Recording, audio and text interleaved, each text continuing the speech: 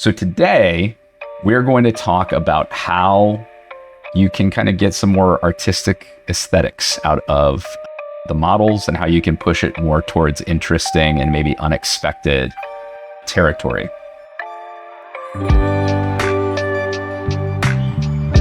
We're going to just have some fun. I'm going to show you some different ways that we can play around with some of the tools in Invoke and really push the model into maybe the unexpected or at least hard to describe territories of the latent space.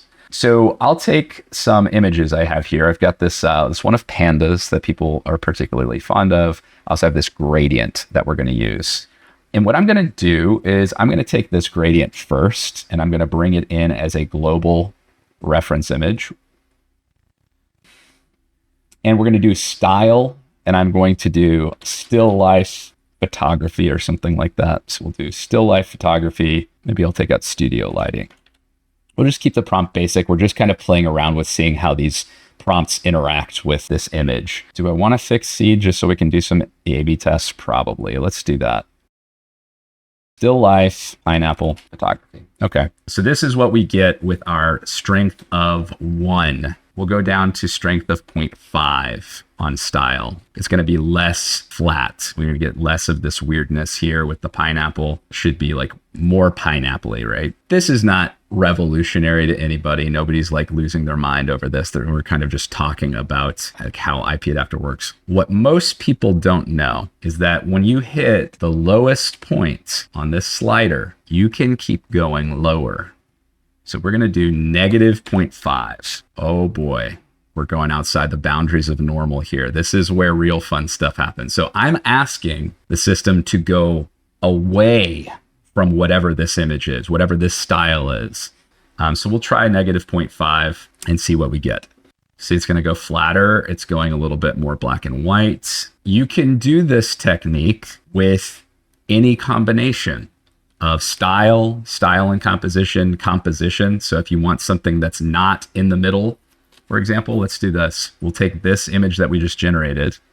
I'm going to create from the bounding box a new global reference image.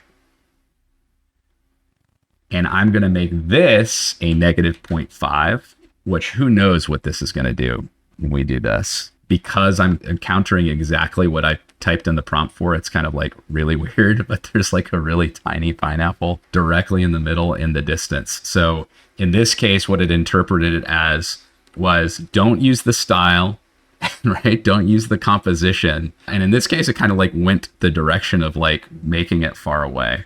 So let's just see what happens when we make this a negative style rather than negative composition as well, because composition can definitely like fiddle with stuff. So in this case, we get the exact same composition because we're not using the composition here, but that's what our prompt is doing. And we can see that it's kind of like got a more saturated color and kind of fun stuff there. Now what I'm going to do is I'm going to just go wacky with this thing and make it like a really weird image. So twisting it sideways, I'm saving it down. I'm going to filter this and do maybe something like hue and change the hue a little bit. So I'm kind of like getting it really outside of its color space here. So we'll do that. And then I'm going to adjust the image one more time with something like maybe saturation. And I'm going to clear these out. And then we'll do something like increase the saturation up to really high. I'm kind of trying to blow this out a little bit. So I'm going to apply that. And now I've got this like completely different look and feel, right? I am going to create a global reference image from this, and we'll generate something else now. So maybe I'll come in and we'll do something else. We'll do like a car. We'll do photography. Why not? We'll just kind of like guide this here. We'll do a really high style and inject this new kind of like oversaturated hyper blue pineapple into like a car. So this is what we get with that prompt, right? Kind of like injects a lot of the color and a lot of the styling elements. We'll do negative 0.7. And what are we expecting from this? Well, when it's a gradient, when you have all of the colors, black and white's like the obvious negative. When you have a specific color that's hyper saturated, you're getting kind of the opposite.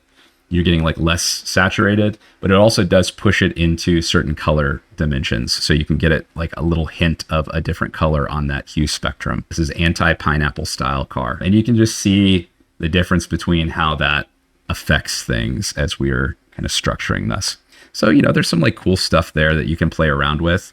What really starts to get interesting is if you start compounding negative styles. So we'll take this car and we're just going exploring in the latent space together. This is just getting weird, right?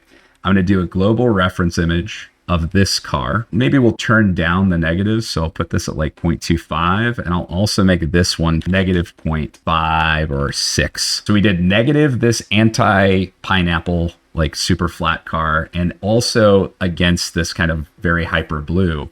What happened, right? Like, where are we in the latent space? I don't know, but it's kind of interesting, right? Like now we've got this like really weird style that's emerging from this, and maybe we like it and maybe we don't, right? Maybe we want to take this and kind of roll with it in a new global reference image. Like maybe we want to continue in this direction, or maybe we want to tell it not that either, and we kind of like push it outside of that, right? And so it's kind of like an interesting piece here. We'll do one more of these and then see if we are done with that concept entirely. I'm going to take this out. I'm going to create a regional reference image from this car. Maybe I'll turn this into a control layer. So we'll convert this to a control layer. Going to find the edge. Maybe we like the edge. Maybe we'll switch this to a depth map. We'll see.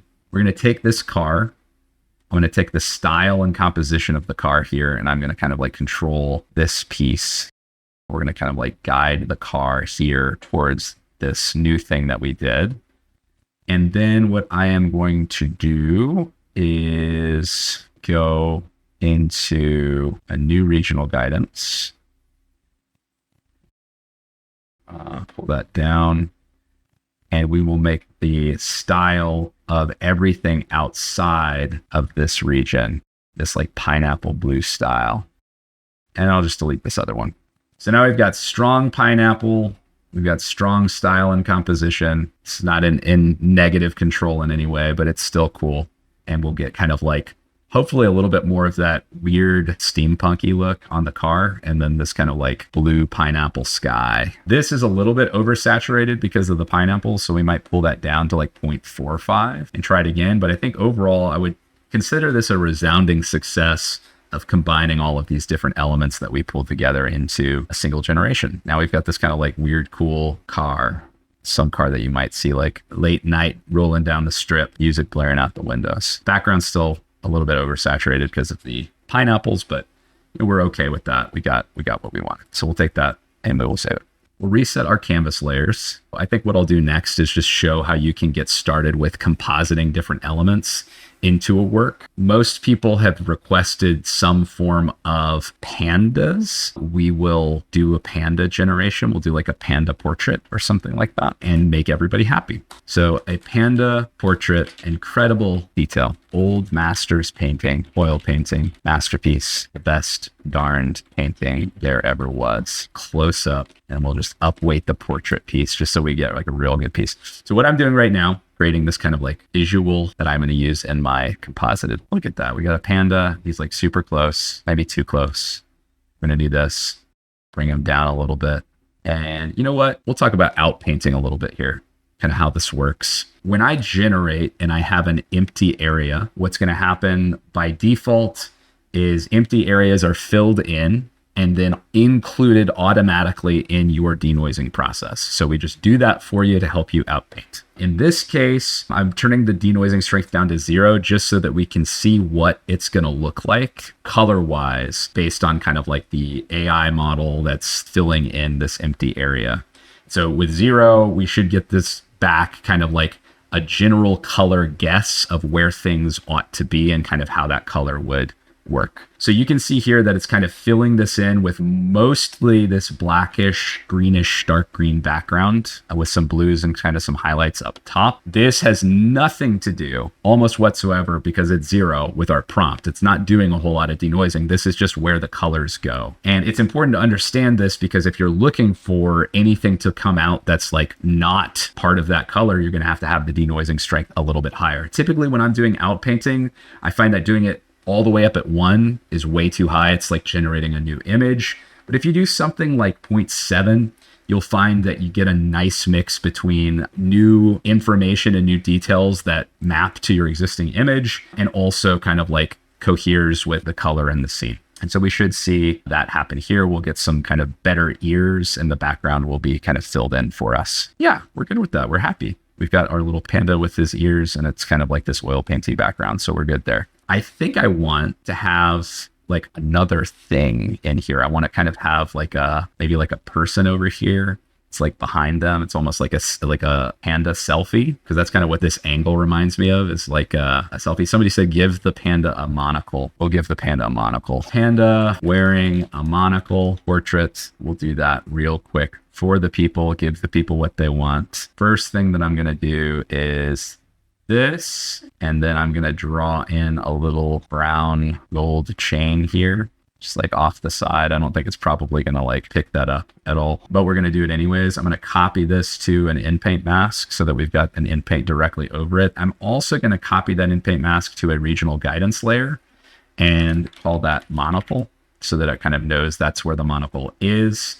And we'll go ahead and just inpaint that, give him the old monocle look. Maybe that might have been too high. Going to go down a little bit. That's pretty good. We're going to do like another pass just to see if we can get a little bit nicer of a monocle now that we've got this kind of like better starting point. It's not too bad. We'll do a little bit higher and see if it kind of like fixes that. And then if not, we'll just accept it as the monocle that it wants to be. Okay, it's like robot monocle. We're going to take it. We like our robot monocled panda. We'll just accept it for what it is, which is a work of art. If you want to, you can get rid of your other layers for cleanup. You don't have to keep them around. It shouldn't affect anything if you do multiple inpainting. To clean up my layers, very often I will just kind of take out some of the stuff that isn't really making it all the way back up if I don't want to keep that history. So now we've got this. Now what we can try to do is we can have it try to inpaint this as it stands. I'm going to create a merged layer, which is going to kind of flatten everything up. And I'm going to select this panda with his robot monocle, and that'll kind of sit on top. I'll just apply it because we already did a merge. So that's kind of a layer that sits above it. Why did I do that? Because now I can add a raster layer that sits under this, and I can brush to my heart's content, and it will just sit underneath that panda. Now, if obviously I go over here, it's going to get over the monocle, but right now I've got like a nice way to just like futz with the background a little bit, draw whatever I want there, and have it do that. So we're going to go back here. We're on that right layer. We're going to pick green. And we're going to copy that raster layer to regional guidance. We'll say a man in a green button-up shirt, brown pants. And then we'll say a man in a green shirt and brown pants behind the panda wearing a monocle. Copy that to our inpaint mask, and maybe turn this up a little bit, like around the top of the head. So maybe we'll get some hair in there, and I'll turn this up and we'll see what we get. Oh my gosh. Something I'm going to do random seed, because the random seed was off. Like, we didn't want to use a random seed, so we get something different. Oh, this looks nice. This guy with his like top hat and his glasses. I think we indubitably missed Japanda. Yeah, we like him. So we're going to do this. We're going to add in some like regional guidance. Bamboo forest. I'm going to put bamboo forest up in our prompt up here as well. And we're just going to kind of guide this region here. And we'll copy that over to our inpaint mask so that we'll inpaint that section. We're going to leave the denoising strength high so that we can kind of get it regenerated, and then we'll probably see some bamboo forest emerge here. We also got the top of this top hat here, which is like nice. It's what we wanted. We needed to clean that up. Some details that we probably want to like, change a little bit. So we'll do some more inpainting here. I'll hide the regional guidance. It's fine. primarily because what I want it to do is I want it to like go in and tweak the lighting on the edges a little bit so it feels like it blends. Typically, when you're doing any type of compositing on the canvas, you're going to want to kind of like take care of those edges and let them kind of naturally blend in with their surroundings. And in this case, that is kind of what it's done. We can see it kind of fits a little bit better and looks more natural with that. And then, we've got our fella here. We have put it together. That's kind of how we did it. So that is today's just fun experiments. And we will see you next week for something that's a little bit more on the rails. See ya next time.